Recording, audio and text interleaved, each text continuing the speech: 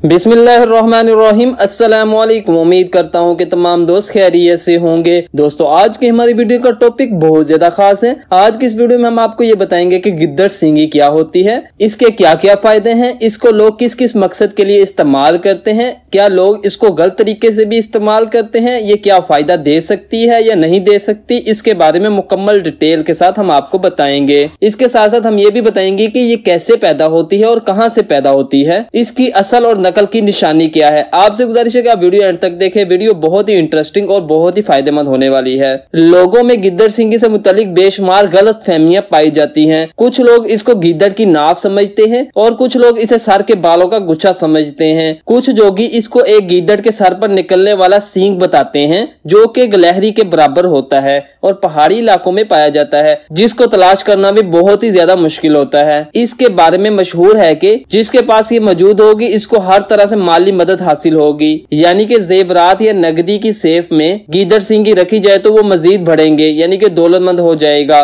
दौलत और कारोबार में तरक्की होगी, गुमशुदा माल मिल जाएगा, गैब से हर तरह की मदद और खुशहाली हासिल होगी, दौलत आने के हर जरिए में कामयाबी होगी, लॉटरी जुआ में कामयाबी होगी। अक्सर लोग समझते हैं कि गिद्दड़ सिंगी का ताल्लुक हिंदुस्तान से है और इसे हिंदू तांत्रों ने दरियाफ्त किया या इजाद किया है, लेकिन हमें हिंदू मजहब या तारीख की किसी भी किताब में गिद्दड़ सिंगी का जिक्र नहीं मिलता। चूँकि इसे संदूर में रखा जाता है इसलिए इसका ताल्लुक हिंदुओं से जोड़ दिया गया है। दर हकीकत गिद्दड़ सिंगी का जिक्र हमें कदीम मिस्र से मिलता है। कदीम मिस्र में गिद्दड़ को इंतहाई मुतबर्रक जानवर समझा जाता था। इनके एक देवता का नाम अनोबस था जिसका सर गिद्दड़ जैसा था और बाकी पूरा जिस्म इंसानों जैसा था। आपने अक्सर कदीम मिस्र के एहराम और दूसरी कदीम इमारतों की दीवारों पर बनी हुई तहरीर और तस्वीरें देखी होंगी जो कि इस देवता की हैं। इस तरह कदीम मिस्रियों में बिल्ली को भी इंतहाई मुकद्दस जानवर ख्याल किया जाता है। मिस्री लोग गिद्दड़ सिंगी निकाल कर हनूत कर लेते थे और फिर एक खास मर्तबान में रख कर अपने खजाने में रखते थे। इस तरह ये रस्म चलती हुई हिंदुस्तान और तमाम दुनिया तक भी पहुंची। जमाने कदीम से लोग गिद्दड़ सिंगियां हनूत कर लेते थे।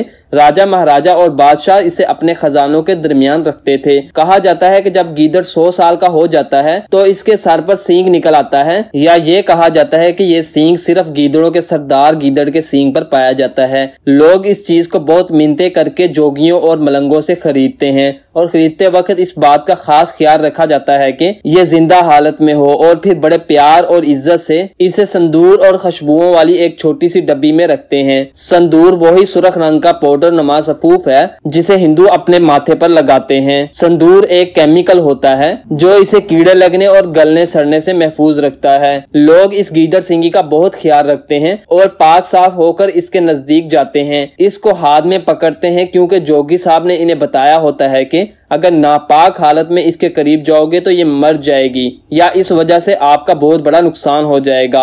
असल में गिद्दड़ सिंगी वाकई गिद्दड़ के सर खोपड़ी से हासिल होती है। ये बिल्कुल जिल्द के नीचे मौजूद होती है और इसे इसके सर से काट कर अलहदा कर लिया जाता है, इसलिए इस चीज के गिर्द बाल भी मौजूद होते हैं। गिद्दड़ सिंगी कैंसर ज़्यादा सेल्स हैं जो कि गिद्दड़ों के सर में एक बड़े दाने की तरह उभर आते हैं जिसमें थोड़ी सी सख्ती भी आ जाती है। गिद्दड़ के सर से अलग होने के बावजूद इसके बढ़ने की दो वजूहात हो सकती हैं। पहली वजह यह है कि कैंसर वाले सेल्स इस सिंगी में मौजूद होते हैं जो कि एक दूसरे को खाकर बढ़ते रहते हैं, जिससे महसूस होता है कि गिद्दड़ सिंगी बढ़ रही है। इसके बढ़ने की दूसरी वजह यह है कि ऑक्सीजन की गैर मौजूदगी में बैक्टीरिया की ग्रोथ का जारी रहना है या इनकी तादाद का बढ़ते रहना भी हो सकता है। यह सब कैंसर ज़्यादा सेल्स को संदूर में हनूत करने की वजह से होता है। कुछ भीख मांगने वाले जोगी और सपेरे भी लोगों को गिद्दड़ सिंगी के नाम पर चूना लगा जाते हैं। सोचने की बात यह है कि अगर गिद्दड़ सिंगी फायदेमंद होती तो वो खुद खुशहाल होते और दरबदर भीख ना मांग रहे होते। अब हम इसको इस्लाम की रूह से देखते हैं। इस्लाम की रूह से अल्लाह के अलावा किसी और से भी कोई उम्मीद लगाना शिरक की एक किस्म है जो कि आपको कभी भी माफ नहीं होगा।